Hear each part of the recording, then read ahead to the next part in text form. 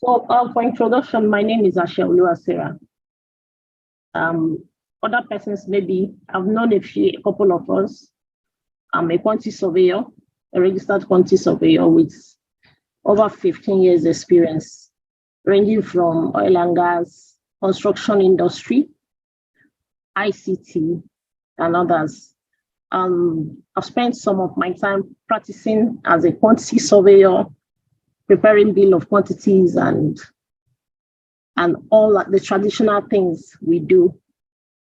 And somehow, but I've been spending most of my time in the oil and gas and doing planning. Planning, we know, is a facet, it's just a subset of quantity surveying.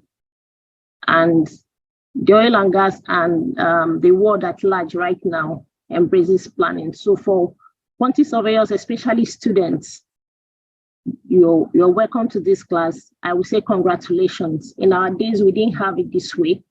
We had to hit our heads down before we could get it. So I must give a big kudos to this organization led by QS Priscilla Akabodike for all they've done. They are wonderful. For them to have set up this, please, let's not take this as with, we shouldn't treat it with levity. There were times we were looking for this, but we couldn't get it. Now we're having it on a platter. It is worth all the sacrifices. I must tell you, I had to stay back in my office. I'm the only one here just to make sure I do this so that I won't have issues with power outage. So that said, let's go ahead. As we continue, we'll get to know ourselves. So the course is Oracle Primavera P6 training course, Introduction to Planning and Scheduling. So what planning and scheduling is a function that we all know about, but Oracle is a software that is used to do that. Now let's have it at the back of our mind that planning, because, I want to know P6, that is not planning. P6 is only a tool. Oracle Primavera P6 is only a tool that is mostly used, widely used. We use MS Project for planning. We use other tools. You can actually use Excel to plan, right? You can use it to schedule, but Primavera P6 is very friendly when it comes to planning and scheduling. So that's why it's widely used. So most companies use these tools, either Microsoft Project that is easily available or Primavera P6. Primavera P6 is a little bit more advanced than Microsoft Project in its use. But if you know Excel, how to use Excel, you can easily use Microsoft Project. So the difference between, I want to be a planner and say, I need to learn Primavera. No. What you need to be a planner is what you're being taught in school as a quantity surveyor. What you are practicing as a quantity surveyor. You're taking off your bill of quantities, you're doing your cost management and all of that. That is what you need to do. That is what you also do as a planner, but using the tool. So I won't be talking about safety moments. And we don't have time for introduction, so let's go.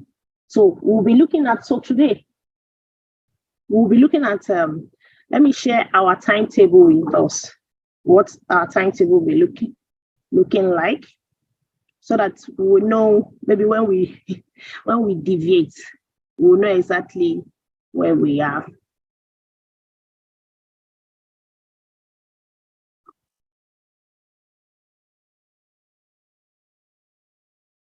So I have this training schedule for basic Primavera course, and you have, today we'll be looking at the introduction and navigation. So we'll be introducing ourselves to planning and scheduling using this tool, Primavera.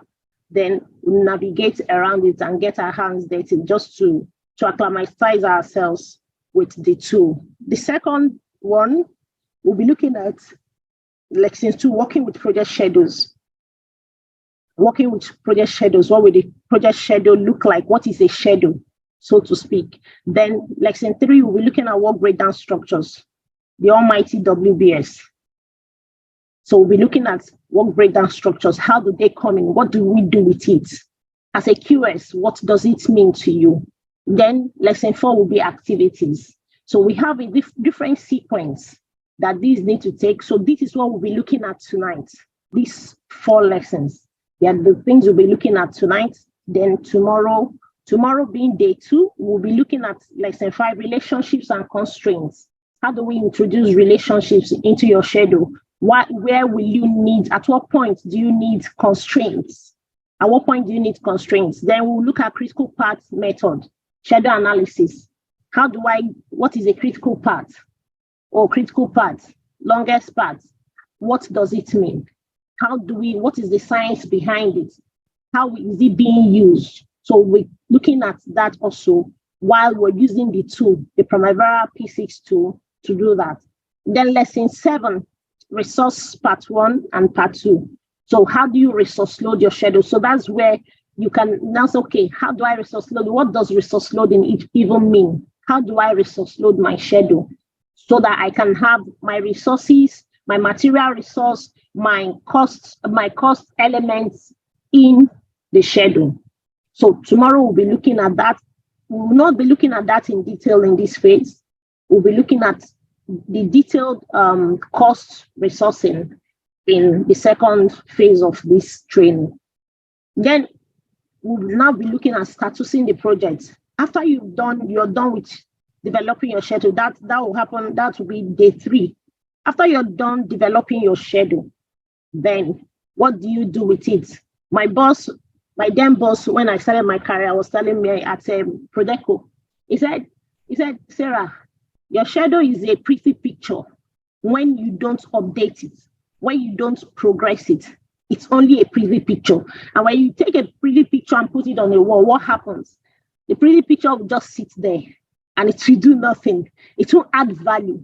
So your schedule should be a life document. So we'll be seeing how the schedule behaves, the behavior of the schedule. How is it called a life document? And how can you interpret its life? Oh, the schedule is behaving this, and this is the interpretation. How can you forecast your finish dates, your start dates? How do you monitor and control? Most of us have done project management courses, and you hear monitoring and control is a phase. Is a phase of project management, is a phase in project life cycle. So we'll be doing that. We'll be doing that project statusing at this point. Then we'll be looking at publishing and reporting. When you're done developing the schedule, how do you print it? How do you print your schedule?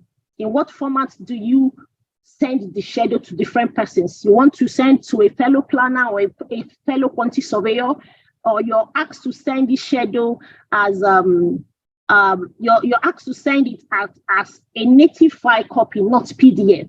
How do you send it? In what format do you send? Or someone is sending you a schedule. How do you want the schedule to come so that you'll be able to open this schedule and be able to interpret what is in it?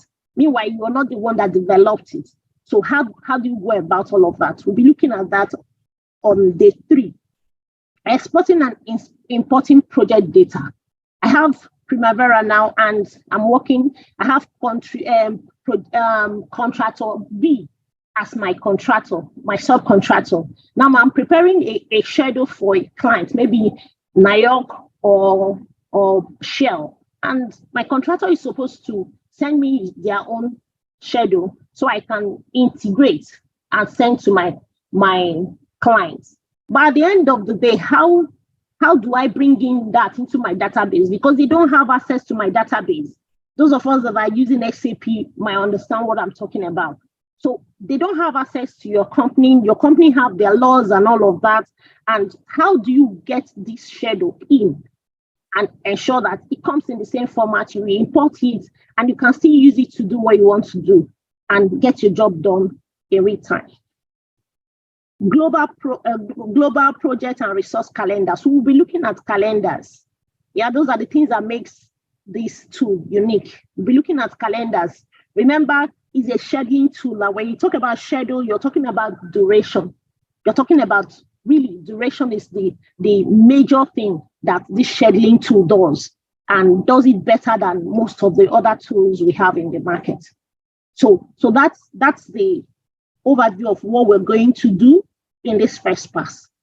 So I don't know if anyone has questions. Am I too fast? Please, you need to slow me. You need to slow me down. Then if I'm talking as if I'm talking to myself, please help me. The panelists, help me. So, and I want to get feedback for people so that I won't think, because I'm alone here. So that I won't think I'm alone. So let me be sure I'm talking to people. So if you have any comments, concerns, or issues I feel we need to add to this or remove from these, or clarifications we need on this, please, let's speak up now so that we can get done with this and move forward.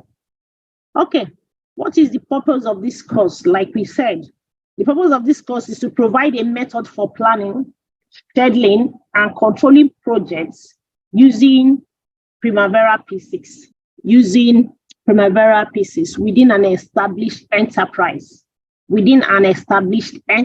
project database or a blank database. Now, one thing we need to know about Primavera is that it's a database.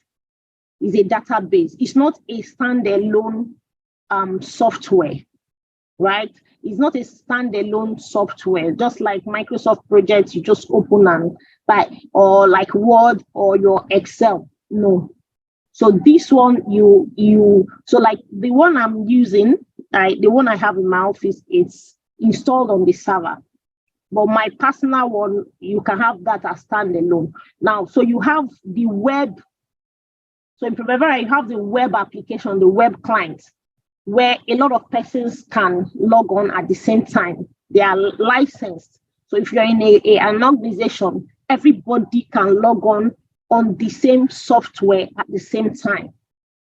Yeah, but that is different from the student version that you have, that you can easily go to Oracle website and download that version that you can use.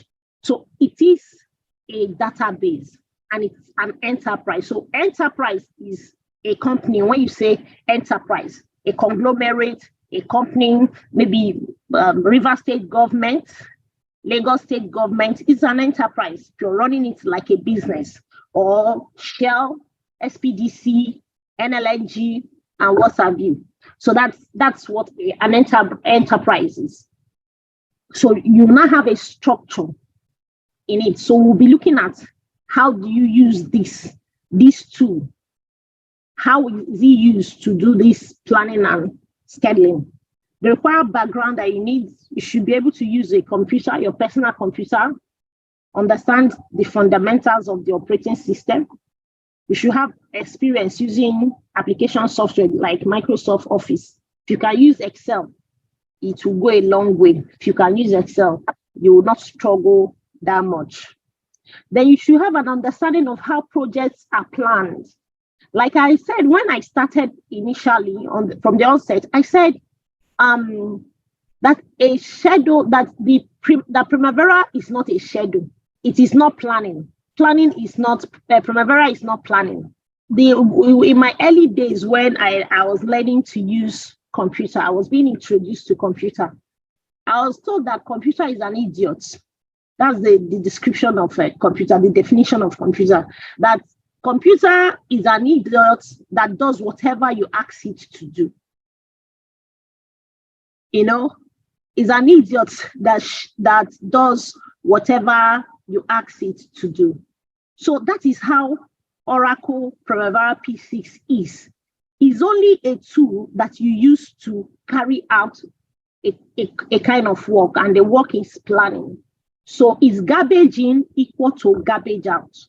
If you don't know what to put in, Primavera will not conjure anything for you.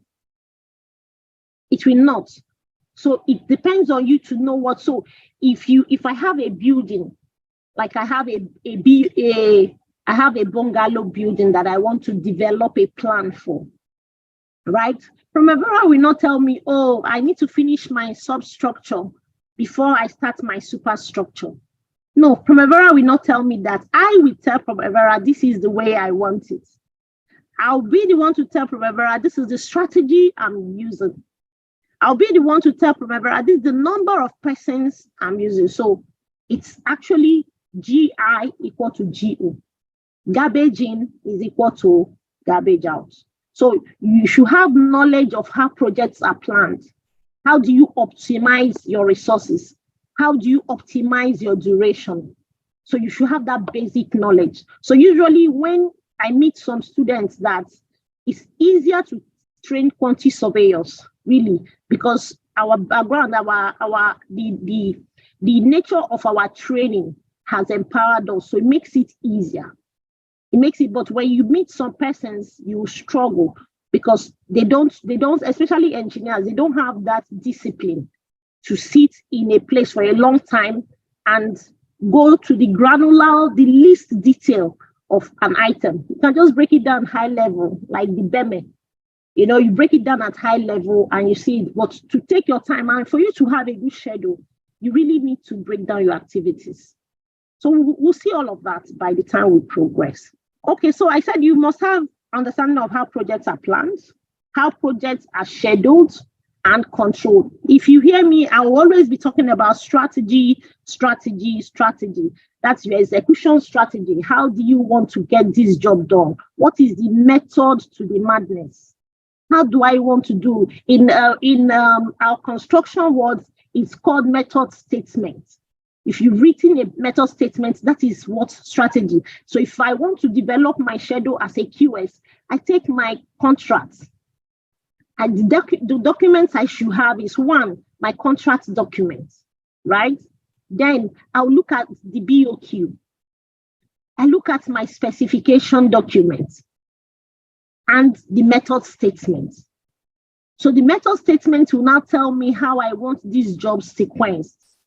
Yes, for us as quantity surveyors, we are trained to break down all of that. You look at your drawings, you break them down, you do your taking off, you prepare your bill of quantities, you prepare your material estimates, right? But now you go another step further to sequence. And you cannot sequence what you do not know about, what you don't know how to construct. So the knowledge of construction technology is very, very important. For you to thrive in this field, you must have very good knowledge, have a good grasp of what is to be constructed or upgraded. It might be an IT project, it might not be sand and mortar. No, it might be an IT project. It might be a plant project. It might be a turnaround maintenance work that is for a long time, but it's going to take some time, right? So all of that, but it is a project and you need to know how this is done. Now, you can't say, oh, because of my background, I don't know how to build a plant. Sarah never knew how to build a plant from the onset.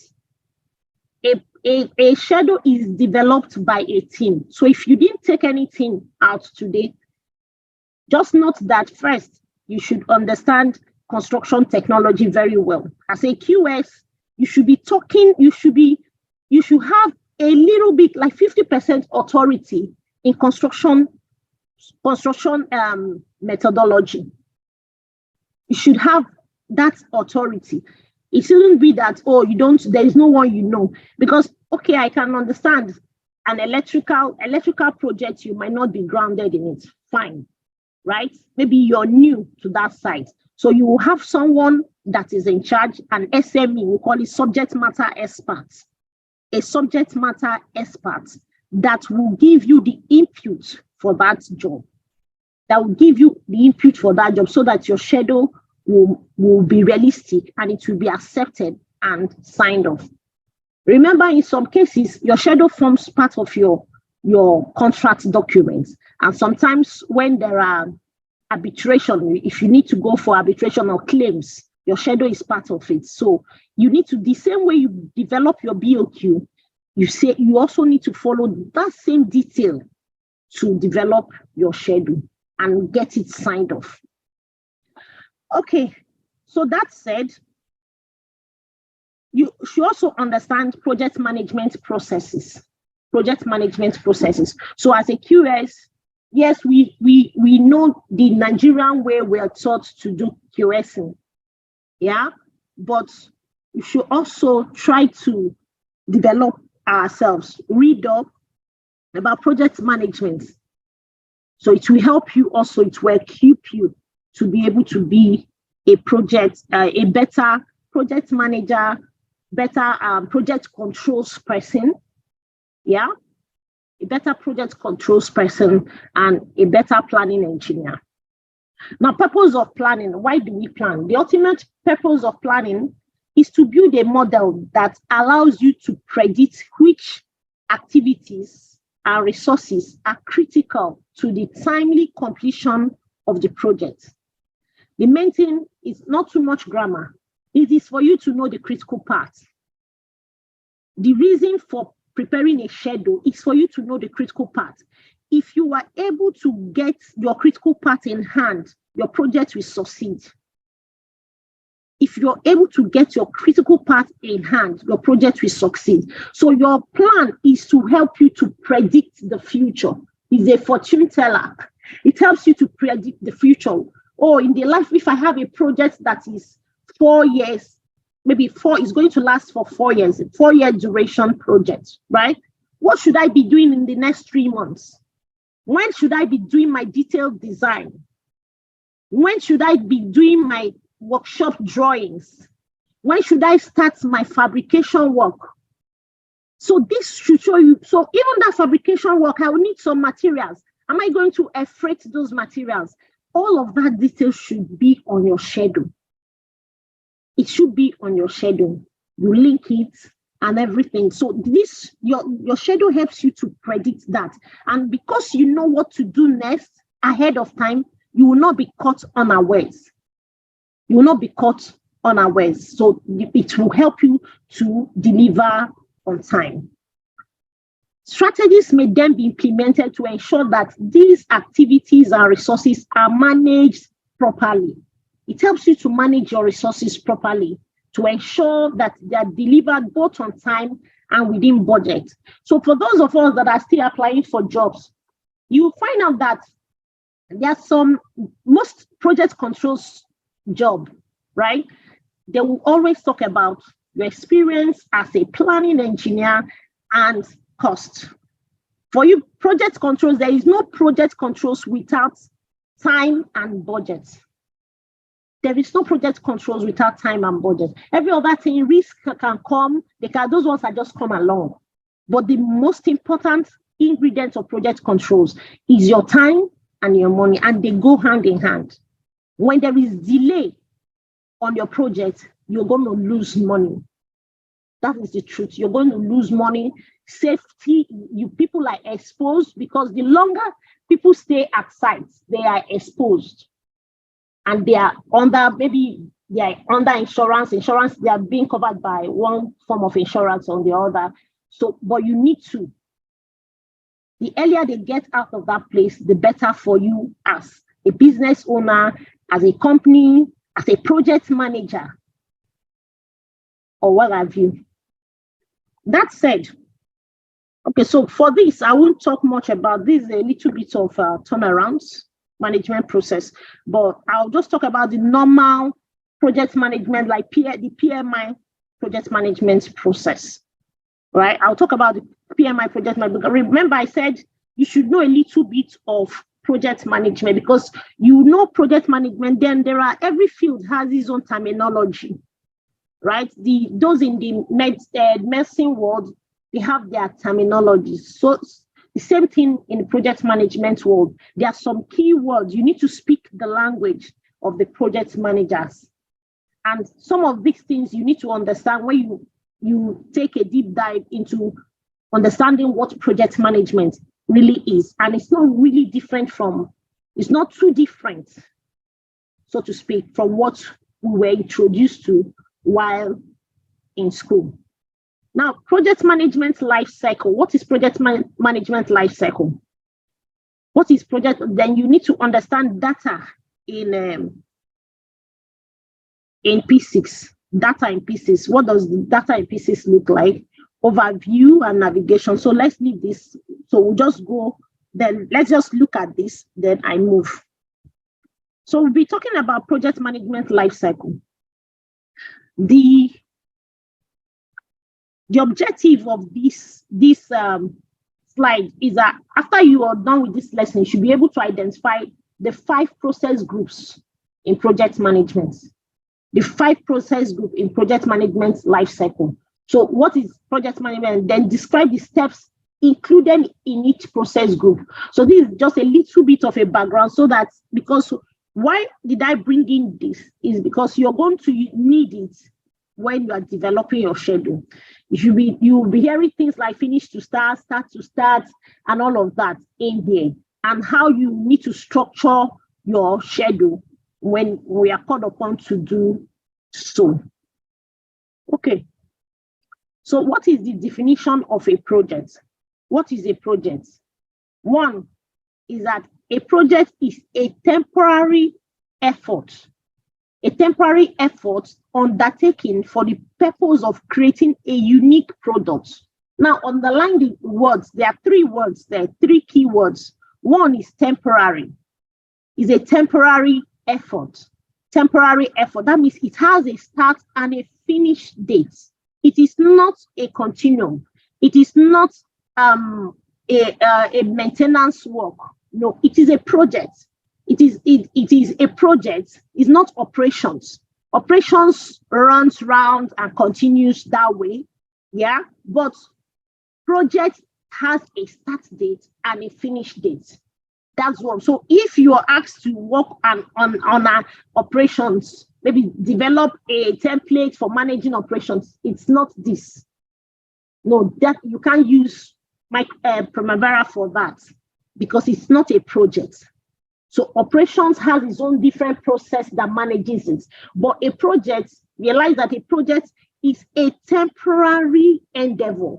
Some persons call it temporary. It's a temporary effort undertaken for the purpose of creating a unique product or service. So you do this thing within this short period to develop what? A unique product. Now, unique is another word we need to look at. Unique. What does that mean? It means that there is no 2 projects that are the same.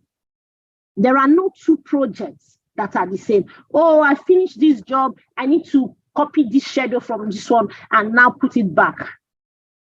Now ask yourself, is it the same location? The other one you did might be a green field, and this one is on a brown field, right? The previous one you did was on a green field. This one you're doing is on a brown field. Now, the location is possible, or this one was done in Lagos, and this other one is being done in Port Harcourt. You know, so for some of our friends that are working with the oil and gas, they know that a project that you're doing in Lagos and the one in Port Harcourt, especially in the riverine areas like Obagi, Egbema, and all of that, you know that you really need to settle what we call community. But you might not have those kind of activity or item for projects like in Lagos. My assumptions, I might be wrong.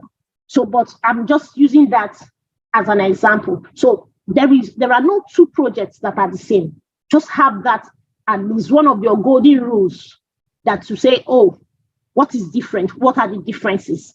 What do we have here? So every project, treat it as if it's your first. Then project management is the process of achieving project objectives within the constraints of schedule, cost, and resource restrictions. Why do we manage projects? Because we're using Primavera and schedule to manage the project. That's the whole essence. We want to manage the project. We want to make sure that, you know, this project does not delay. Now, let me give us an example. Where I work, each hour that gas is not being produced, the company is losing over $150 million per hour. So if I have a turnaround to do, and I was told that this turnaround is going to be for 30 days, and the upstream gas suppliers and the downstream customers, right? They've been told that, hey, We will not produce for 30 days. Go look for gas somewhere else. Don't give us gas. Now, we're not selling gas for this time because we're shutting down for maintenance.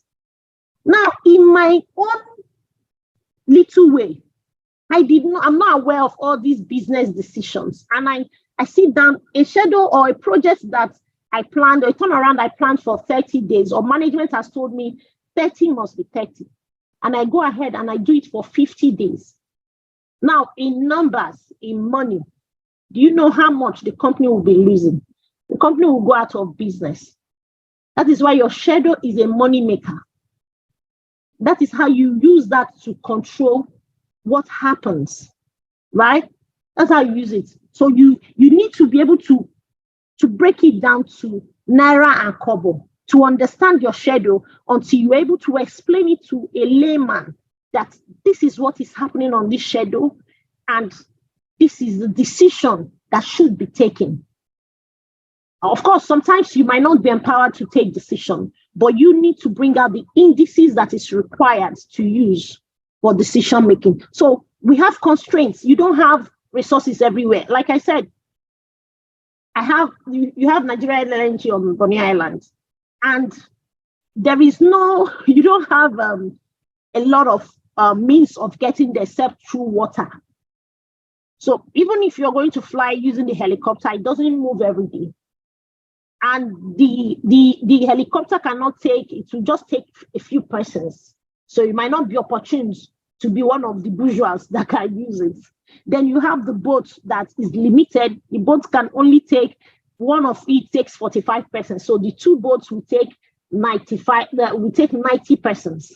Now I have a turnaround that I need 2,500 men to work for me. And all of them, some are coming from outside the country and all walks of life to come and do. I will not wait for last minute to mobilize with this constraint of access, right? So there is already a constraint, the constraint of having access and how to even mobilize people to that location. So I have to put my plan in place to make sure that these 2,500 persons get here on time. Like even during COVID, they need to come on time. They need to do their HSC induction. They need to be tested. Some of them will test positive. You quarantine them and all of that plans so that you can have your shutdown done and nobody gets hurt, nobody gets injured at the end of the day. So you have a constraint. And so project management is like working around the constraint to ensure that you turn that challenge to success. That is all what project, and that's what you do with Primavera. That's what you do with your planning tool. Use your planning tool to manage your duration. So you outline all your activities and you monitor them. So it is not all about only developing, because I see some contractors, when we're going for bidding, we develop schedule. We can look for one planner from somewhere. Hey, cook up the schedule for me, quick. And, at the end of the day, you've gotten the contracts and, I've paid off the planner or the QS, go your way, I don't need you, and you start doing your own thing. At the end of the day, that is what is happening to most of our Nigerian contractors. At the end of the day, you will lose because you don't have control. Nothing, you don't have any compass. One of my bosses, he said the schedule is a compass. It shows you where to go. It leads the team where to go.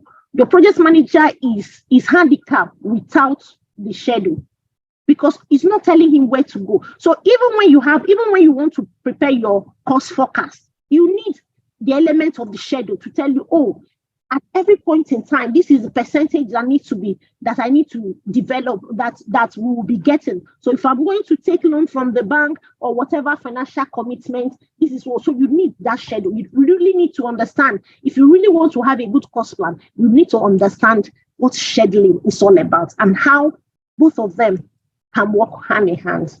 Then project management life cycle is a sequence of phases that defines the overall process from beginning to the end. The sequence of phases, what are the things you do one after the other? What are the things you do in a project management life cycle, from initiating the project to to planning the project, to executing the project, to monitoring, to control, to closing. So it must be an end-to-end. Yeah. So it must be end-to-end. So what the picture you're seeing is your project management life cycle picture. Is an iterative process.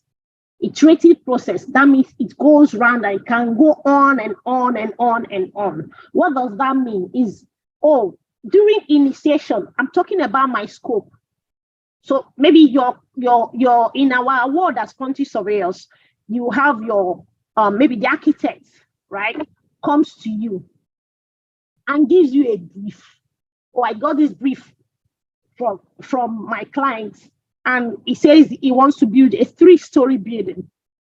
So how do we go about it? I need you to give me a plus or minus 50% accurate estimate for this, so that we can just start making our designs to that cost. And you go to your archive, look at your cost templates, and try to pick 1 or 2 together and prepare this. That's initiating. That's in your initiating process. So the client will be telling you, this is where my job is going to be. This is the location. This is how I want it. But at that point, he will not tell you, oh, I need the concrete to be to grade 25 or grade 30. No, he will not tell you that. But he will give you a high-level statement. He'll give you a high-level statement talking about what initiating the project. And he gives you an approval or to expect, maybe give you mobilization to start doing stuff. Sign off a contract with you to say, okay, you can go ahead and start working with this architect to make sure that this project becomes live. You start the design. Now, after that, you go into planning process group. In the planning process group, it is not, this planning process group in project management is not scheduling, planning and scheduling, no. You plan a lot of things. The planning and scheduling is just one. You have a lot of plans. You have your cost plan. You have your schedule as a plan. You have communication. You plan how to manage your stakeholders. Who are your stakeholders? The community people that will come and block your gates, right? You have some government officials that at intervals they might need to give you approval, right? Your designs, they need to approve them. All of that. So you plan a lot, you plan stakeholders, you plan communication, so you don't send the wrong documents to another person, a document that is not supposed to be seen by A, maybe the cost, and B, seeing it, or is all over the place, or someone has taken it and put it on the internet, right? So you need to manage all of that. And those are plans. That's what happens in the planning process. I talked about logistics, bringing resources. You plan resource plan, you plan accommodation, all of these, your logistics plan, your procurement plan, they are all in the planning process group. So when you are doing planning, you plan a lot of things. And as a planning engineer or a QS, right, you need to know all of this. You need to know a bit of what is happening in all that space, because you will also monitor and control when those things, if someone says, oh, I'm going to prepare a quality plan for this job, those are deliverables. You are still in the design phase. You need to develop a design plan, managing the engineering bit of that work. There are some companies that the only thing they do is just engineering, and it's more of deliverables, documentation. Oh, which document is coming now? Which is CTR? Are we preparing for this one? And you do all of that, right? So you need to understand how all of this works so that you can monitor and control it. You might be a planner that is just working for a design firm. They have a lot of contractors like I can't. There's no name that's coming to me now. But these contractors, I think Data Africa, yes, Data Africa is one of them. They are more into design, and they have planners that monitor and control whatever they do. So you need to know the number of deliverables so when you go for your kickoff meeting, they might be talking about, this is your MDR, your master document register. This is your master document register. This is number, you have 100 deliverables. to deliver on this project. And it should have timeline. So your client will have confidence that, oh, this guy will deliver. And you as the planner, they'll say, okay, put it on the schedule. What is the contract saying? The contract says after 10 days, I will bring this. Client will review and bring it back. They will now mark up to IFC. All of that, you have to put that in your schedule. So you need to know, it's not my business. You need to understand so that you can build your schedule and your schedule will make sense. Now, I can tell you for free, due to my experience in this field, I found out that you as a QS, don't expect everybody to be like you, as in going to details like you. It's not possible because they are not trained that way. They don't have that patience to break down things. So you need to sit them down and start interviewing them to get what you want to get your job done. So you need to have that interpersonal skill. It is very, very important. Don't be that QS that will come to site or come to your firm and frown your face. You can't. As a planning engineer, you must be able to talk to people. You must be able to present, convince people that you understand what you be able to get the inputs from them. And you need to do that work to go to the SMEs. And SMEs, I tell you, they are proud people. They are proud people because of knowledge. So you need to break that ice, break that wall to be able to get that knowledge from them, to get whatever you need to do, get your job done. Oh, Mr. Planner, go and get us the schedule. It is your headache. So you identify your stakeholders and follow up. So that's what happens in the planning process group. Now, in the executing process group, even your schedule enters into execution. When you finish planning, developing your schedule, what do? You baseline it. When I'm done putting, engineering is coming in, procurement. After engineering, they will do procurement. Some long lead items, LLIs are coming. We're going to use some local contractors to bring sand, cement, and all of that. And you have sequenced all your schedule. Fantastic. Then you enter executing. So all these plans, I've planned them, I've frozen it, I'm going to execute. So that's why I talked about being a pretty picture. You don't finish planning and dump it in the dustbin. No, you have to execute that plan. Remember, it's part of your contract document. You have to execute the plan. So when that is where you enter into the executing process group, and then you do monitor. So after which you now monitor and control. So you can be executing and monitoring, because as they execute, they finish the job, you go to site, like quantity surveyors, we do valuation. You go to site and take valuation, take measurement. That is statusing. That is what we call statusing in the planning world. You go there, get that information, come to your schedule and update your schedule with that status information. Once that is done, then you will now interpret what the schedule is telling you. Oh, Mr. Project Manager, after today's progress report, we were supposed to be at 10%. Now we got 5%. Why? What are the activities that are in delay that is causing us this delay? A1, 2, 3, 4. They are the activities. What is the reason? These are the reasons. Now, how do we recover? Those are your jobs. Your job doesn't stop at just developing, oh, I know how to use PCs. No, that's what makes you a seasoned planning engineer. To monitor and control that. That's what most people don't have. Anybody can develop a plan. Anybody can use Excel or anything. But the meat in planning is the monitor and control. You're able to monitor and control and bring a project that is in delay. You bring it and be able to finish on time. That is the strength of this. Then you entered your closing process group. Your closing process group. This is where you do your as-built documentation, your after action. Okay, we call it after action review. In my world, we call it after action review. That means, oh, what did we plan? What did we do? Plan versus actual. That's where you have your organizational assets. Your organizational assets.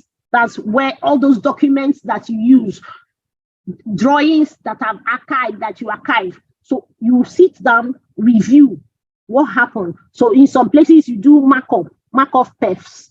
mark up the diagrams, you mark up your drawing. So this was what we planned when we started, but by the time we finished, this was where we ended. So you have different revisions of your drawings. That is where it happens, that closing. So you're able to archive it very well so that for maintenance sake, if people are coming for maintenance, they can pick on the right document and be able to assess where there are issues or whatever. And for operability as well, for people that are going to operate the equipment or use the building, they should be able to have that information handy. You too, that is managing the schedule and managing the BOQ. You should have, oh, this was my cost plan when I started, and this was where we ended. These are the curves, the S curves. Oh, we started with this curve 1, we now ended with curve 10, whatever, but with the basis, the reasons for the changes, so you can tell the story. It's a very interesting work to do. Trust me, it's very, especially when your project is going as planned. When it is not going as planned, you will not like it. You won't be happy. Okay, so that said, so I think we'll be talking about understanding data in P6. Understanding data in P6 Professional. Now, if you see here, I wrote P6 Professional, P6 Professional. So we have P6 Professional and we have web application, right? P6 Professional web application. So at this point, I need to, so let me know if you can see my screen. Okay, someone asks, what is statusing?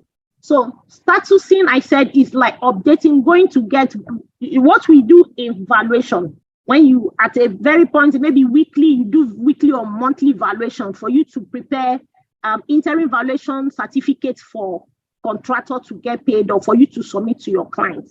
You go to the field, you look at the status of job that is being done. You take your physical measurements, right? Look at the quantities, multiply it against your rates and get the amount that you need to be paid at that point and invoice. That is what happens in statusing. So if I come to a building now, my foundation work is supposed to take me like 100 cubic of cement, right? 100 cubic of concrete. That's what it's supposed to take me. Now, today, we casted 5 cubic. So what is the percentage? What is the percentage of that 100? That's 5%, right? So I'm going to record 5% at the end of this date. That is the status. That is the update. That's the status of the workers at that time is 5%. So that's statusing. You as a QS, we go and measure. You measure, but a planner will take percentage.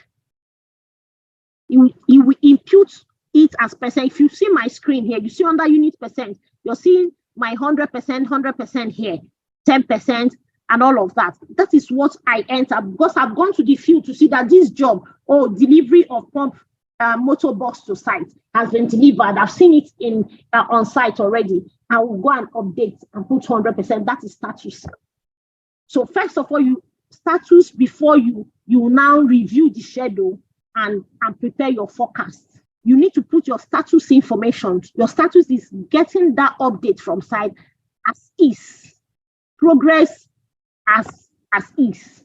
So I was talking about P6 Professional and web application. You have P6 Professional, that's Primavera P6. So each time you hear me say P6, it is Oracle, the rename is Oracle Primavera P6. Yeah, it was owned by Primavera before they now sold it to Oracle. And so that's it. So it's now it's running on their database. So of course, yearly they upgrade it. So it has the professional, like the text application. Then it has the web application. So there are some versions. There are some versions of Primavera that like so it was a shock for me when I started working where I'm working now. Sometime in 2014, and I got there. I knew the standalone I was used to on my desktop. Then I was even teaching students then, and I got there. I saw another version I couldn't cope with. I couldn't even do any work because I need to create an EPS, that's enterprise project structure. I couldn't create an enterprise project structure, and I didn't have any colleague to help me, to walk me through so because it was a different version altogether. So companies, because Primavera, we come to companies and slam them and collect money from them and charge them and even take them to court, if they don't use their software legally, they don't buy licenses and all of that. So companies will go and buy the licenses, get them installed, and these companies monitor big enterprises. They monitor them to be sure that they're not cutting corners. Oh, I bought 20 licenses, 20 persons. There are 50 persons that are using it now. You have to pay. That's a breach of contract. You pay. So that's why they have a different type. And in the project world, like companies, they are all going into business suits. So Oracle has developed Primavera to be a business suite where people in operations can use the same Primavera tool, as in they can log on concurrently, right? Then the people in HR, your timesheet can be entered from HR and it can be populated into my Primavera database. The same Primavera. The other guy will have, maybe the HR guy will have a different model that is linked together. The guy that's doing risk management has his own. There is the one we call analytics, right? That it will carry data from this one and display. So everybody will be working on. So right now, the one I use at the office were about 50 persons that have access to it. And we can log on concurrently, the 50 of us, and we can work on even one project at the same time. Now, that one, the one I'm describing this is the web application. Yeah, that one is it has a optional, they call it optional clients. Optional clients in that it has the professional. So what you're seeing here on my screen is the professional. It has both the professional and the web. So let me see if I can open the web so you can just have a glimpse of what it looks. So this installed on the database, so it's no network, sorry. Of the web application is different from this. Maybe tomorrow, if I'm able to just get a screenshot of what the web application looks like, I'll do that and show to us. But let's just get to know that there are two. So the one that has both, like this one I'm using, is called the optional client. Optional client, that means you have two options. You have the option of the professional and the web. So most times the IT guys that support the administrators that support access, giving access to who gets what kind of level of rights do you have. So they do all of that with the web application. They don't do, but if you want to get your hands dirty to work on schedules, then you use the professional. The web application is not very user friendly for scheduling, but the professional is better. So what you have on your standalone is the professional. You will not have the optional client because it's expensive. You don't have need for it. Understanding data in Primavera P6. So the objective of this class, after after completing this lesson, you should be able to describe P6 Professional. I think I've talked about that. Describe the enterprise project structure. Enterprise, I think I said something about that. I was not able to create EPS, enterprise project structure. So we'll be looking at what was that thing that actually swept me off my feet. My first shocker when I joined. So what is enterprise project structure? Organizational breakdown structure. We need to be knowing, what is organizational breakdown structure? Then distinguish between enterprise data and project specific data. Enterprise data and project specific data. I remember, if you could recall when from the onset, I said something about enterprise, what an enterprise is. That enterprise is, simply put, is an organization, is a company. That is, so to speak, it is a company. That is what an enterprise is. So how do you distinguish between enterprise data and project specific data? So we're trying to understand how do we impute data? How do we structure your Primavera environment when you want to start planning? So this class will not be doing so much justice as in talking about construction methodology. No. Yeah, I think my TOR for this job is just to teach you planning and scheduling using Oracle Primavera P6. Right? So I might go a little bit, but not too much. So we'll be looking at enterprise project structure. What is enterprise project structure? So I talked about the P6 Professional, that is, you have a standalone and then you have the P6. So that I won't talk about it. That's optional module. That's the optional client I talked about, that you have the optional client, then you have the professional, the one that's just a standalone. So most times I'll show us the difference by the time we continue. We'll be seeing a little bit of difference, but it doesn't, when you finish your work, it doesn't show, oh, I use the enterprise to do this one. And it's just that the optional client has more features. It has some more advanced features like dashboards and all of that. So this tool is window-based, is an enterprise project resource. Enterprise, that means companies use it. A company can use it for different departments, like we have different divisions, different departments, or procurement department, HR department. They can be using the same Primavera module. So we have some Primavera vendors that can approach you and they convince you to install those modules, just like SAP, that you buy SAP modules, SAP HR, SAP Finance, SAP Maintenance, and all of that. So that's the same way you have that with Primavera. Yeah, but Primavera has made its name. It has made its name with scheduling and not the other project management functions. So people, even when they buy SAP, they also bring in Primavera to do the scheduling bit with just a middleware. Okay, let's leave that bit and continue. So we're talking about EPS. EPS, Enterprise Project Structure. Enterprise Project Structure. So let's note this now. We're going into Primavera. So what we're talking about, we're talking about data in Primavera and what does it look like. So before you start developing your schedule, or maybe you can have a sketch of that schedule, maybe on paper, or this is how I want it broken down, right? You need to know how to set up your schedule. And the first thing is that there must be an EPS. Now I'm going to give us just some, I call it A to Z of schedule plan, schedule development. That's how I take my students. When I'm taking my students, I take them on that journey. So first of all, please write this down. The steps that you take in developing a schedule using Oracle Primavera P6. Number one, there must be an EPS. Create an EPS. That is, create an enterprise project structure. If you don't have, create.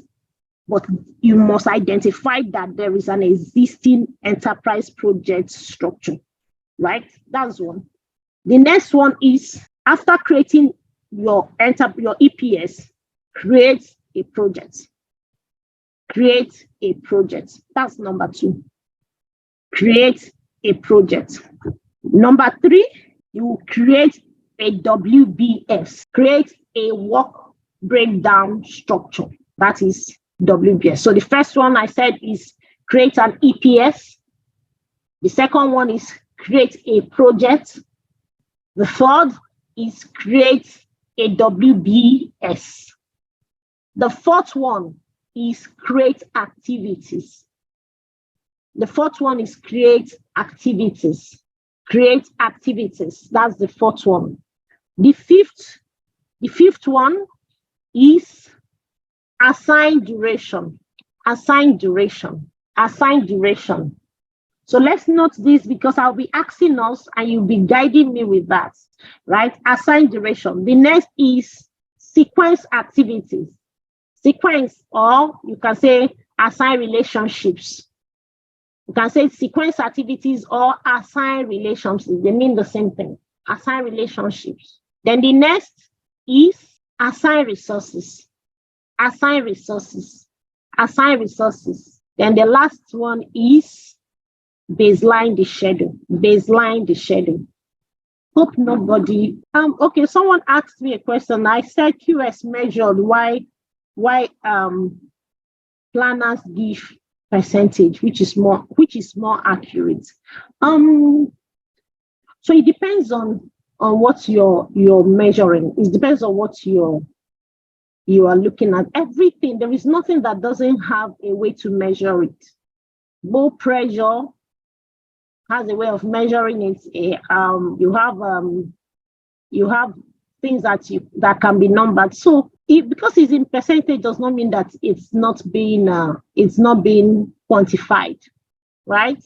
It's not because it's so. What I mean is, if you as a QS, you go to site, you have done your evaluation, you put that in numbers, you put it in Naira and Kobo, right? You will not come to your BOQ and now slot in 90% and not put the value. No, you're going to measure the quantities and multiply your actual quantities against the rates to get the amount that you need to invoice. Add all the other percentages, your retentions and what have you. So that's for that. But the planner goes and take the percentage of that your valued quantity. Like the example I used, I said I have 100 cubic of concrete to cast to finish my substructure, and I have the valuation. I'm trying to value for my substructure, and also I want to update my schedule. What do? I go there, measure. In short, I don't even go to, I wait for the QS. So where you have a QS doing that differently, and you have a planning engineer doing the planning job, I don't go bother myself going, because the QS will bring the value. He will measure the quantities and come to me. I'll just multiply it. So what's the percentage of these quantities against what should be done? Or it's 5%. I'll book my value in percentage, while the QS will book his own in numbers. Okay, I think that's what I mean by that. So, but both of them are accurate, because for you to get your percentage, you also need to value it for you to now convert it to percentage. So the only difference is that the planner will convert it to percentage, because you will not update your schedule in values. No.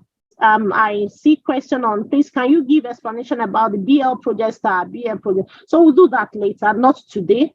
We're not doing that today. So as the class progresses, so we come to that. Just follow. So I don't confuse. I'm taking us on a journey so that we don't miss it. Then if Primavera is owned by Oracle, does Oracle database use Windows OS? Because I know it uses Linux OS. It uses Windows. It does. It uses Windows. Okay, the second step is creating a project. The first is EPS, that's Enterprise Project Structure. Then the second, that's Olufemi. The second step is create a project. Okay, create a project. So after resourcing, assign resources, the next is baseline the plan. You get people to sign off and you baseline the plan. Then the last one is monitoring and control. So in your planning, what ends your planning is when your plan is baseline and signed off. I hope we got that, so I can proceed. Okay, so what is an EPS? What are the benefits of an EPS and what does it comprise of? It comprises of routes, nodes, and projects. An EPS comprises of routes, nodes, and projects. So an EPS, so you hear me talk EPS, sorry, that's what I'm used to, but the full meaning is Enterprise Project Structure. So by the time we start applying, you see what it looks like. It's like an organogram, like that's the company structure itself, not the human beings, but the structure. That means I have this department. So that's what your enterprise project structure is. So it's a way of organizing the Primavera environment. Yeah, it's a way of organizing. Remember, the people that developed the tool, they developed it for companies to use and conglomerates that have different arms of the business to use. So that's why it's structured in that way. I think that's one thing that is different. That's one of the differences between Microsoft Project and Primavera, the use of EPS. Microsoft Project doesn't have that. Microsoft Project, you can open and just start creating your project. It doesn't have an EPS, just like Primavera. Okay. So we'll be looking at what do we do with that. It comprises of roots, nodes, and projects. Root nodes, the previous slide showed that. You see your root EPS is the first EPS. Then you will now have your nodes. The nodes are, so we call them, so we have what we call sibling EPS, even in WBS, sibling and child. Sibling and child.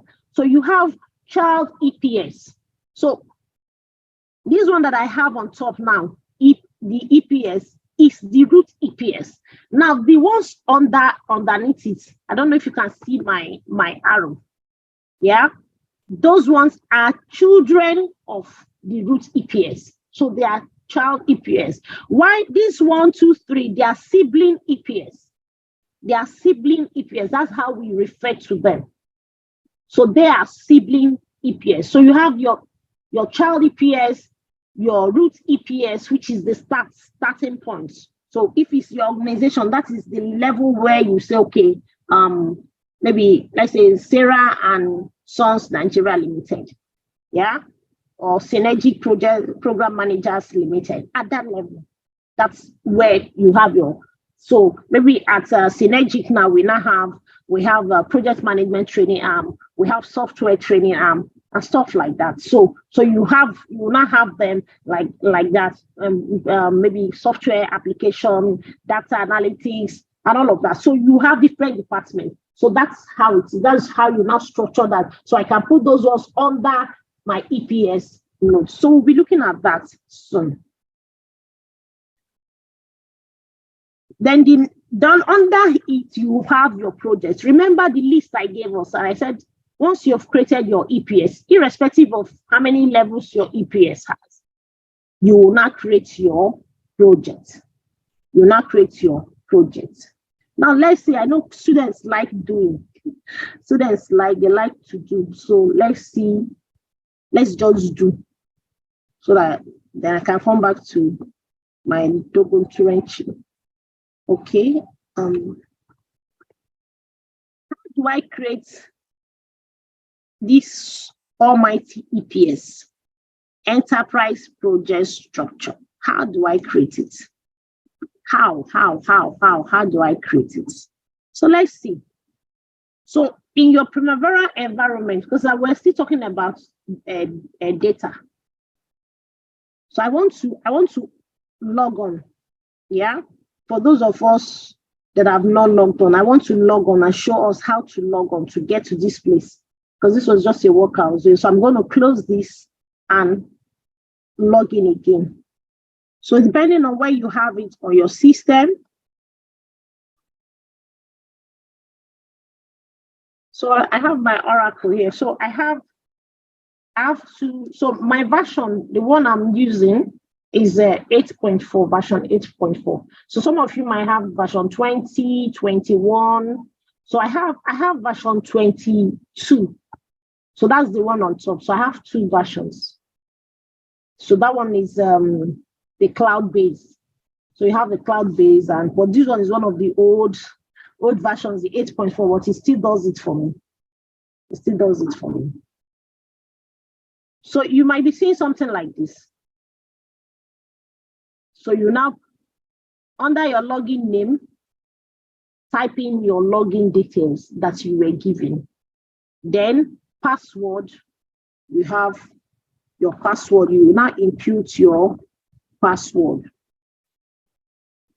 Of course, you know the database you were, when it was being installed for you, you know the database that you're configured to.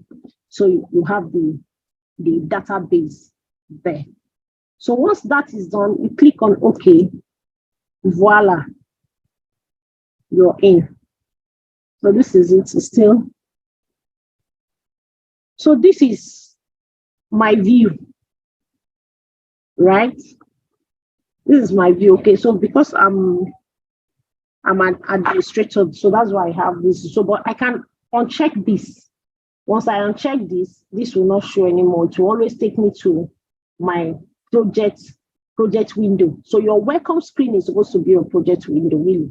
But because I left it this way because I like navigating through some other things. I don't like going straight to my project window. That's why I left it this way, right? But once I check this, the next place is what you should be seeing. So I just want to go to new because of this class. I'm clicking on new. Excuse me, madam. Yes, please. Yeah, for the purpose of clarifications, I would like to clarify that the version that our resource person is using is very different from the version that was distributed to our students. So okay, let them not get confused by what they are seeing. It is still the same thing. It's just the differences in the version. I'm addressing this to them now. So that they will not say, no, this is not the splash screen that opens when they open their own.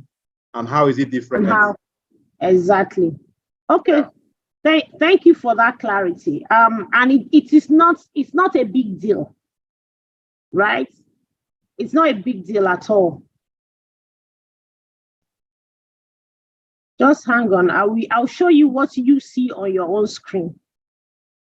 It's just because I've modified mine too, but I'll show you what you see on your screen. So you see something like this when you log on.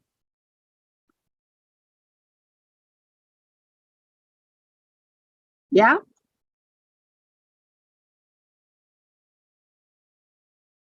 Does it look like what we have? Let me see your comments in the comment section so that I can be sure I have you.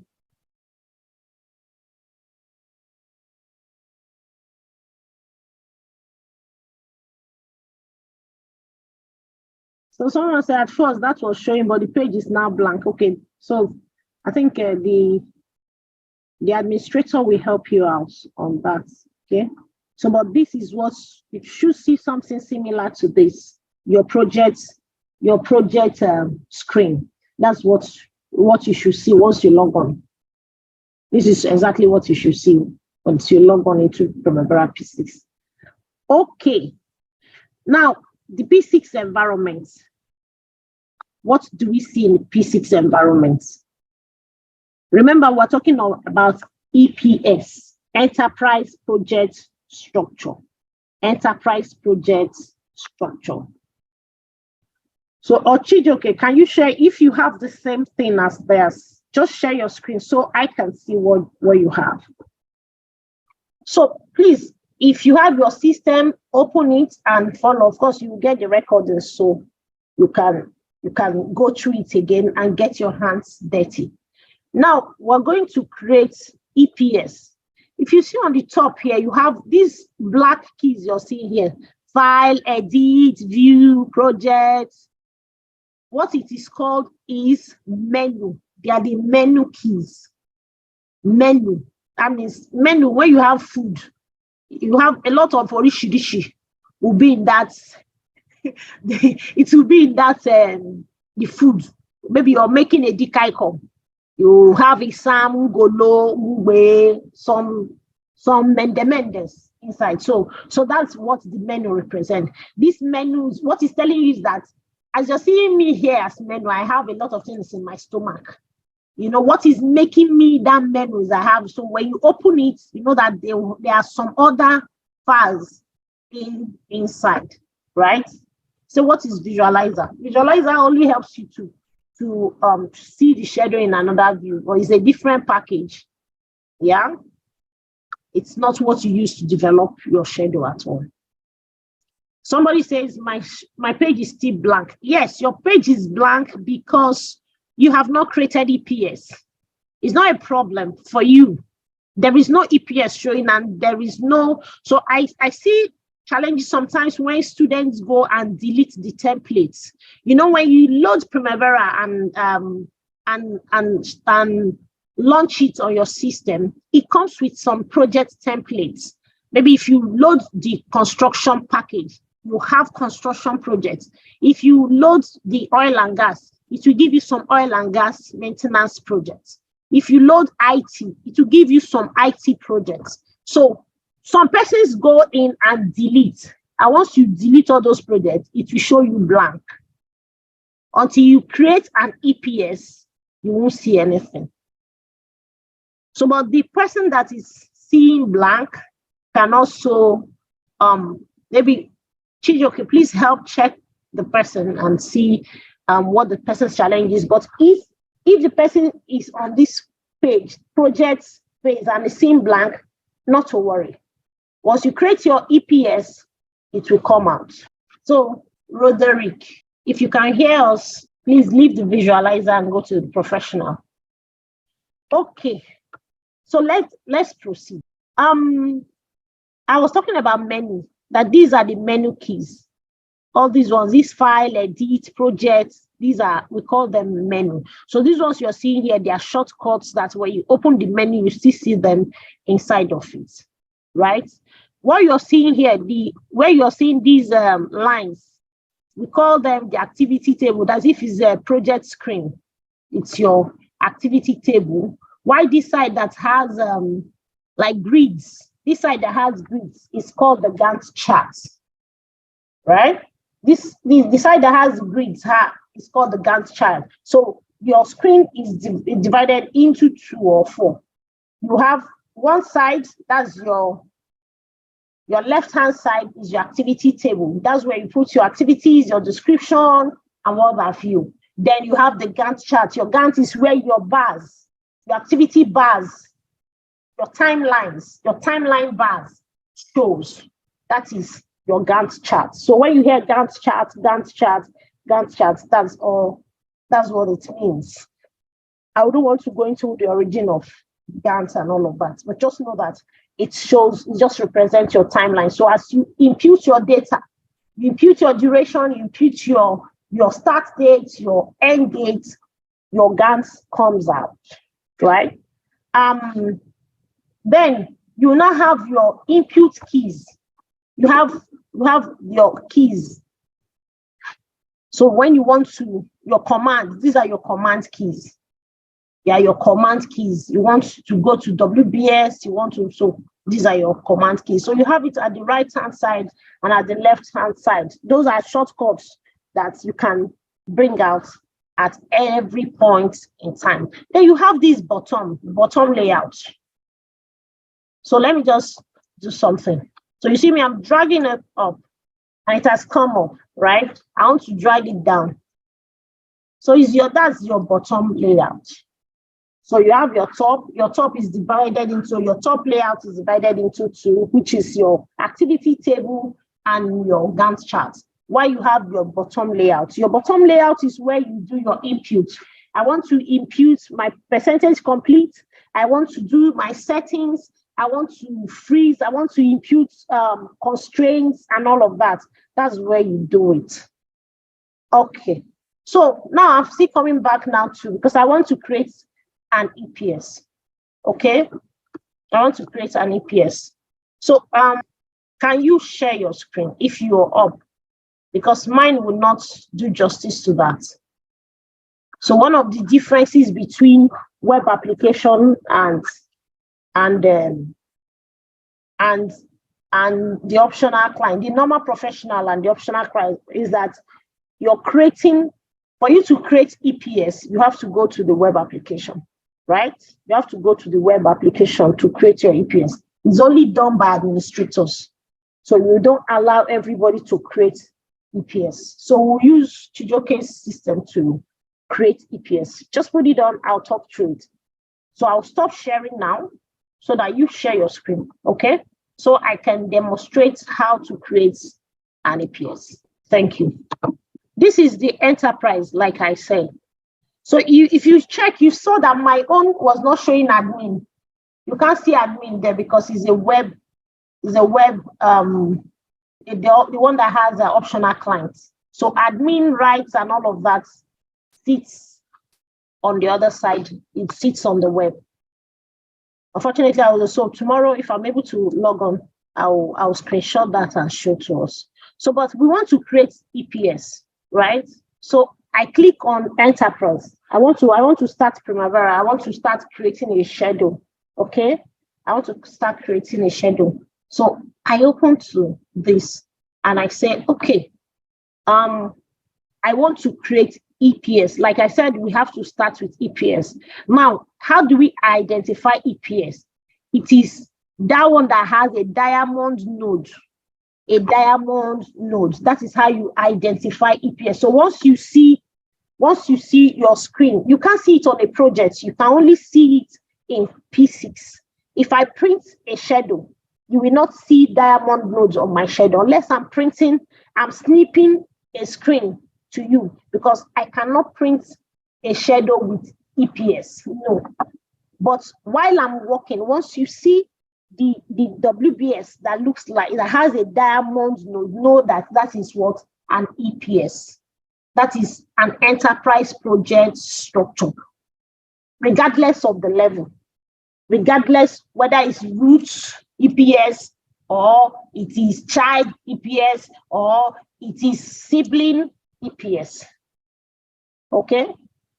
So just note that once you see that diamond node, oh, this is an EPS, then you can start worrying your head what level it is. Now I want to create, and my EPS is, I want to create waxing River State chapter. Maybe that's what I want to create, right? And I now put, I will now, for you to create an EPS, you have to first click on an existing EPS. You have to do what? Click on an existing EPS. So once you open to this window, you have to click on an existing and click on add. This is your add button. So your add button is that, oh, I am adding an EPS, right? Add. So automatically it has aligned itself under CAD Pro Professional. It has come out as new EPS. Now there is what we call EPS ID. EPS ID and EPS name. So remember I said my EPS name will be Waxing River State chapter. Okay? Waxing River, ouch, sorry.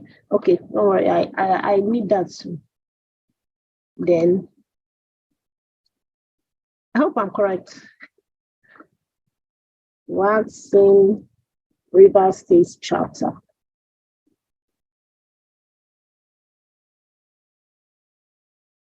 Right? So, but I also have my code, my EPS ID. Those are just unique IDs that you use to represent, because like Waxing River State chapter is too long.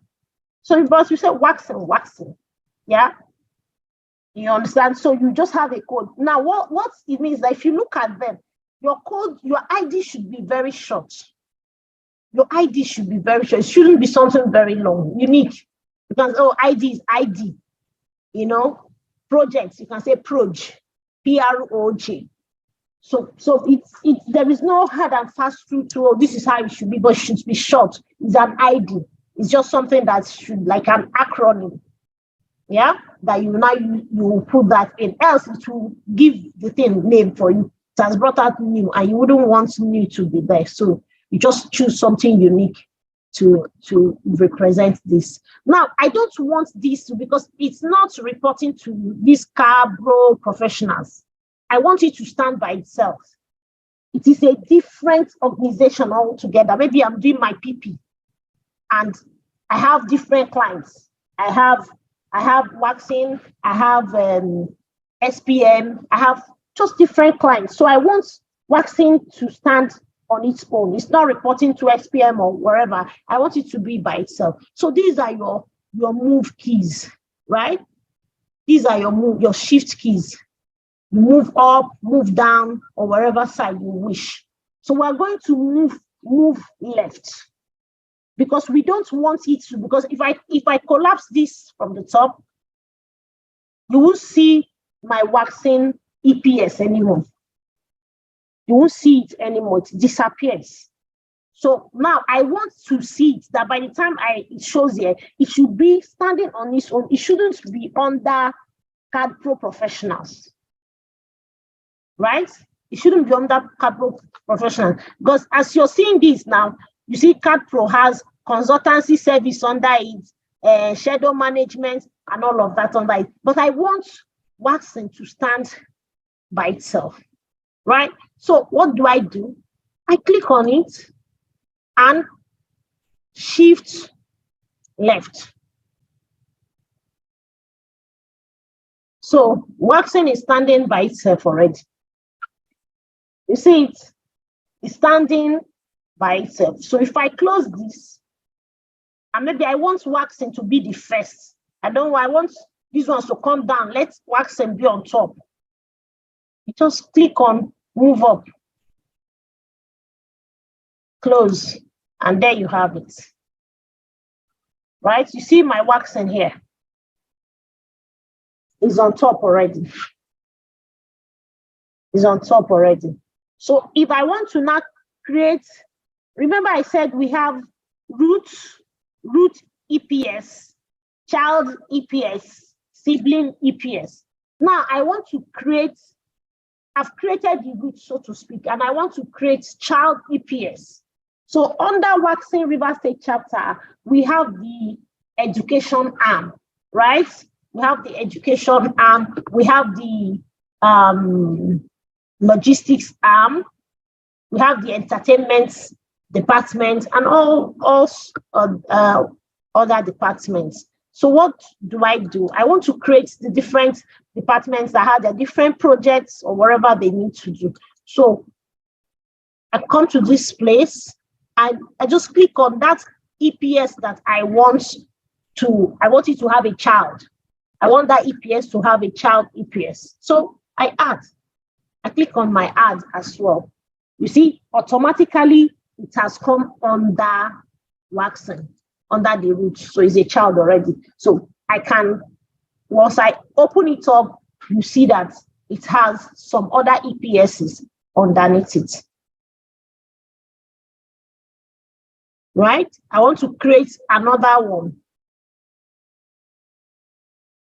So I can call this finance units, right? FN. I call it FN.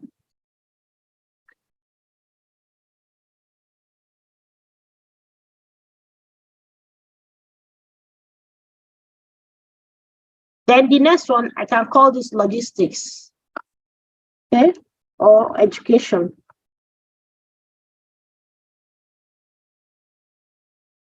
Education.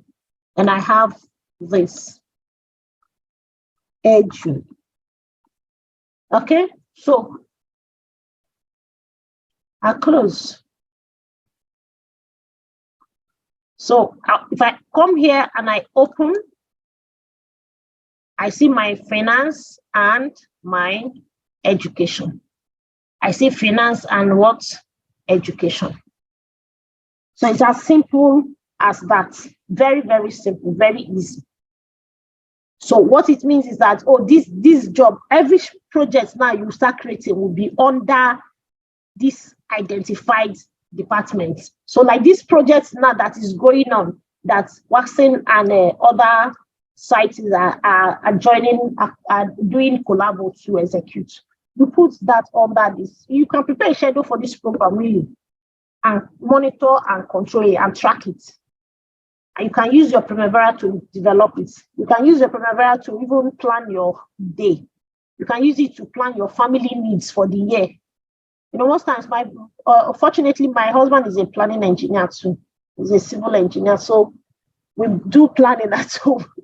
You know, so I was bro, sit down, bring out P6. Okay, what are the projects for the year? So if I can be planning for companies and they are enjoying and moving forward with it, we need to plan our life with schedule too. So, so that is it. So you can use your Primavera to plan a lot of things, to plan anything that has a start date and an end date. We use it. So now we want to create a project. Remember, I said when you're done creating EPS, the next is what? Creating a project. I'm sure we got a material that was sent like for the exercise, because that is what we're going to use for this class. So if you got that, so I think I'll give us assignment from that material. Should be.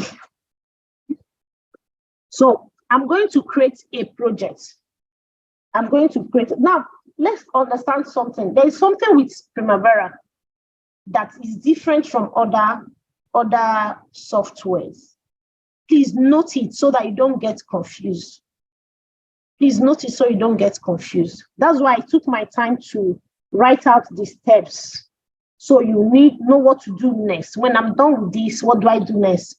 When I'm done with this, what do I do next? Because it is not done on one window. Primavera has 11 windows, 11 different windows. The one you have here, you're seeing now on a Chijioke screen is project window.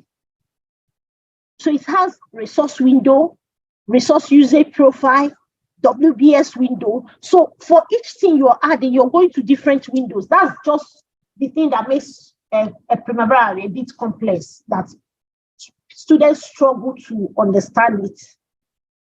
The only difference is that, oh, you need to go to Jerusalem, go to Kamfachan. But if you understand, oh, when I'm finished with this one, this is the one I'll go to next. When I'm done with this, this is the one I need to go to next. And this is where I need to get it done. Then you're good to go.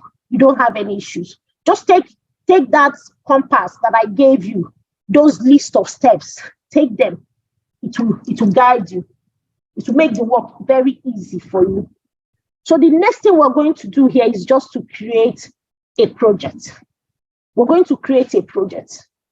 Remember, we are on project layout. We're on project layout, project window, project layout. So you can only create a project in a project layout. So project layout is your default layout. It's your default layout in Primavera. So you can create your EPS in project layout. You can create your project in project layout. But after that, or is your case. You have to start moving. Your WBS, you go to WBS layout. Activities, you go to activity layout. Resource, you go to resource layout. And what have you, right? So please, take note of that. That for each of these steps, you go to different layouts to get to execute some of these functions. But the Oga Patapata of them all, the Oga Patapata of them all is your activities layout. That is the one that is always, because your activities is the least, the smallest indivisible element of your WBS. So at that point, it's your activities that receives every other thing. Your activity receives your duration, it receives your relationship, it receives your resources, and all of that. So it's your activity window that you stay on more. But when you are creating, you're trying to form your schedule, you start with different windows. You move from one window to the other. Okay, so I don't know if there is any question. Okay, how did I get to waxing to be alone? Then following through your lesson, I discovered the color difference. Can you clarify that, ma? Okay. Following through my lesson, the color difference. So I think I'm not Akim or Olawale. I don't understand. I need more clarity on that question so that I'm sure I'm giving the right response to it. For Brendan, how did you get to waxing? Okay, I'll go back again. So first, I clicked off to create the EPS. You go to Enterprise. Under your menu, Enterprise, you have your Enterprise, right? Then So I hope he or she is listening. Then you come to enterprise project structure. That is the almighty EPS you hear me talking about. Enterprise project structure. And I click on it. Now I've created, you understood to the level I created waxing, okay?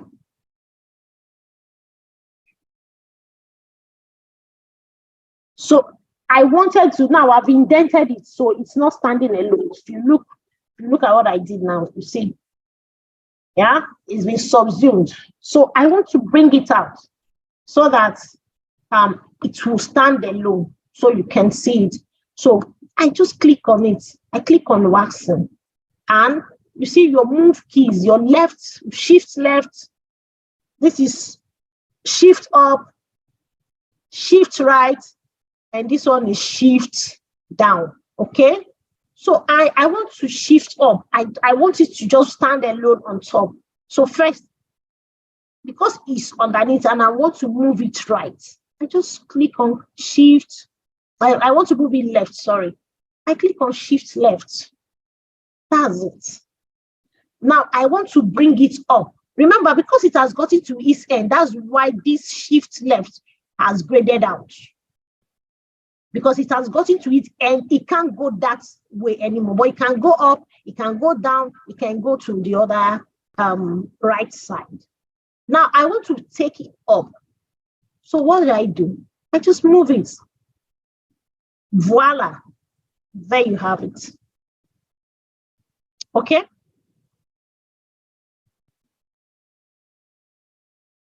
For waxing is blue.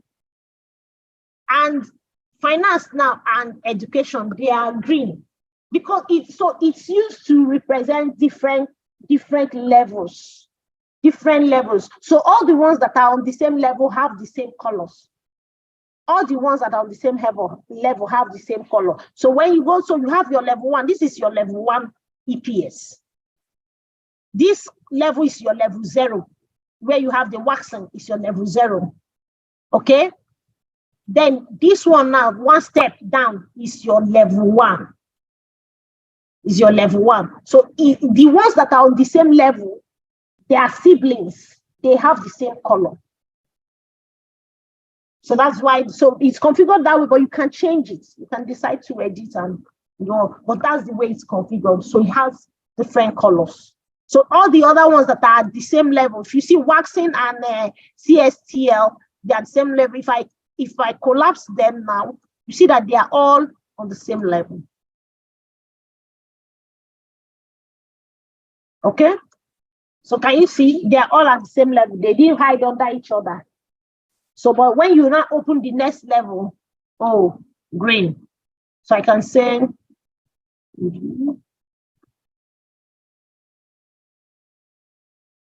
so you can open this, yeah? Open this. So if I close this, you won't see. So you see the other levels now as finance, education, construction services, training services, they are all on the same level. Yeah, that's level 1. So as you keep detailing it down, the colors will keep changing. It's just helping to show you the different levels, the different departments, the different hierarchy, and what have you. But just note that what we're creating is not WBS. It's not the work breakdown structure. This structure represented in a project is work breakdown structure. But right now, this is represented in the enterprise suite. We are just trying to compartmentalize the enterprise suite. That's what you have here, right? You're just trying to compartmentalize it. Okay, how can we save our project on P6? Nice question.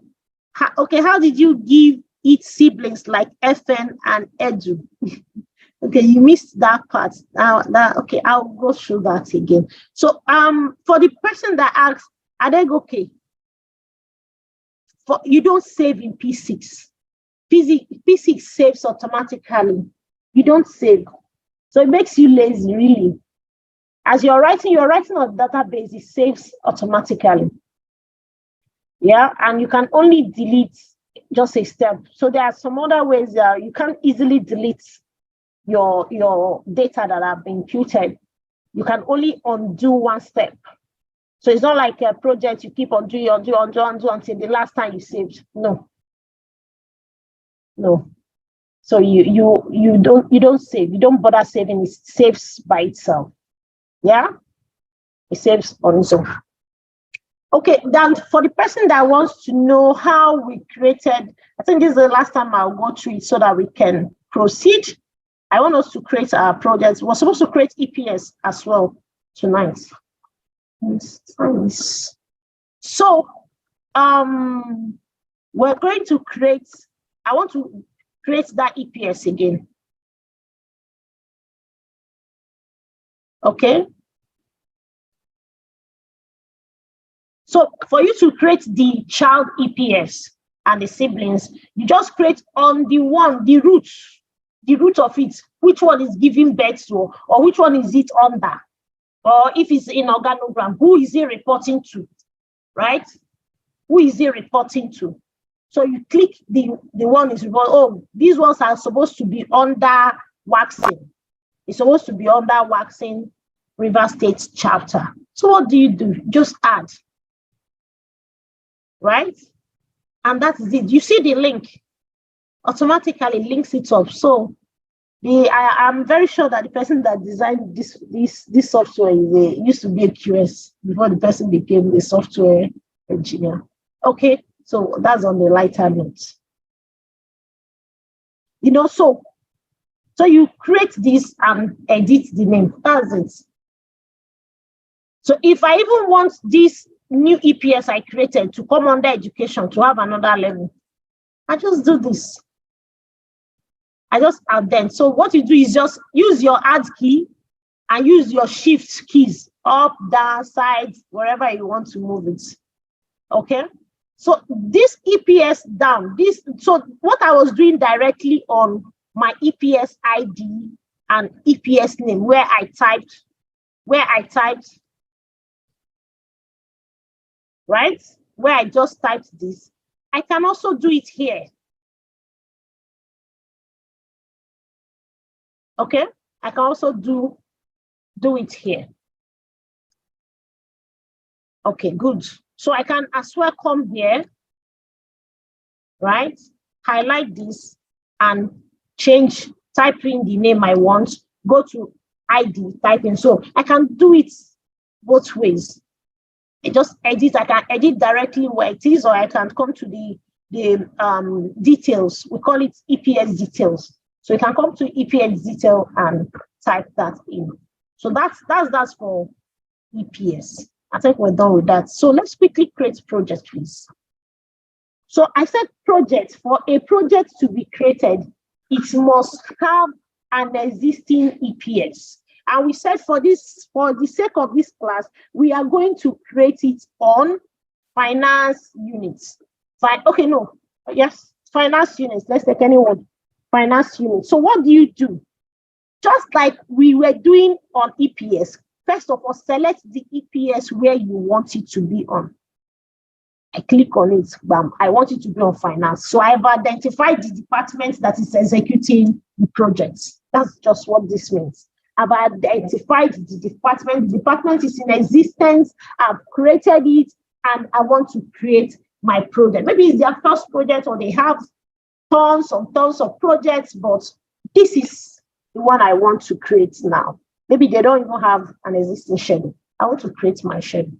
Okay. So I want to create my project. What do? I just click on that EPS. And you see your right-hand side, the right hand, you see that plus sign, right? If you mouse over it, that's your add button. Anywhere you see plus sign like this is your add button.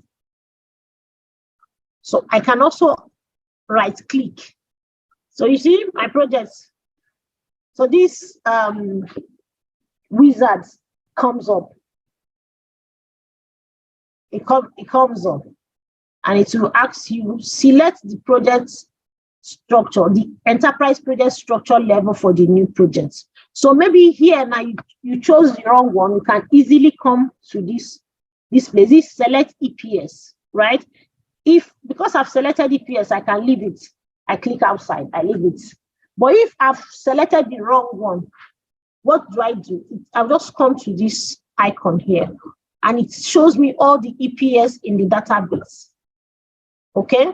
It shows me all the EPS in the database, and I choose the one I want, and I actually chose this. I click on my select sign, still the plus sign, select. I select finance unit. I go to next. I just go straight to, so my project name, project ID, project name. Project ID, project name. So I can say, oh, Proj 1, right? Proj 1. That's my project ID. And the project is, what's the name of this program that we're running? You can just call it software training. Okay. So I call it software training. Software training. Yeah. And I just go straight to finish. Finish. Voila, your project is created. Yeah, your project is created. So if you look at that now, you see it's an envelope. So that's the sign of project. If you saw on my slide, so when I was showing you, you saw that, right? So that is your project. Project has been created. Now, if a project is not open, you can't create a WBS. Remember, it's step by step. There must be an EPS before you can create a project. After the project, you create WBS. That's the next. You create WBS. And I said you go to a different window to create your WBS, your work breakdown structure. You go to a different window. Your project and your EPS is being created on your project window, your project layout, your project window. But now when you want to create WBS, you have to go to another window, which is WBS window. Please note this so that you don't get confused. Hey, I couldn't create it. You have to, first of all, move to WBS window. And how do you get there? This is your WBS sign. So it's very clear. WBS. If you mouse over it, you see your WBS input key, right? Your command button. So you click on that. It takes you straight to WBS window. You see, it has. So your command bar has shown that this is your layout. So the WBS has opened. Okay. The WBS has opened. Now, there are two projects that are selected. That's why this is showing like this. So first of all, I'll go back to this. Click on this. Okay. So first, your project must be open. I missed a step. Your project must be open. Right click and say open project. Open projects, exactly. Because that's why it was giving me other projects that are open. Open, exactly. This is it. Okay. So once you click on this open project, it has taken your project that you created and sent it to WBS window. Now, this is my WBS window. This is WBS. This is not. So I can place this here. Good. Yeah, so this is my WBS. I want to create a WBS here. I want to create a WBS. And my WBS can be Primavera P6 training, planning and scheduling using, okay, let's just say P6 training 1 and 2. So we have 2 WBSs. So I click on, this is the root, just like you have root EPS. You have, the project becomes the root WBS. That project that you created, because they are linked together. They are linked together. That project you have created becomes the root WBS. Now, I just highlight this project. So long as I am, first of all, I identified my WBS window. I now highlighted on the project and just click my add button. So I said I'm adding 2 WBS. So I add the second one. Voila, I just addent my normal shift, move left, move right.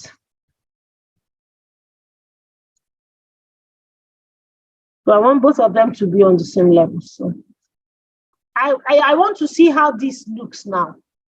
I'll just go back to my activities.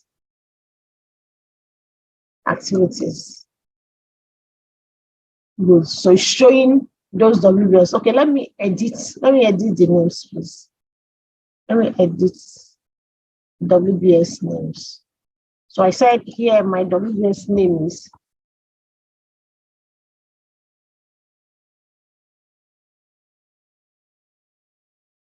remember I said this will be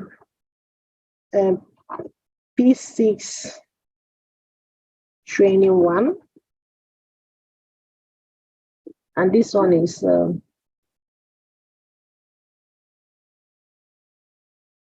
P6 training 2.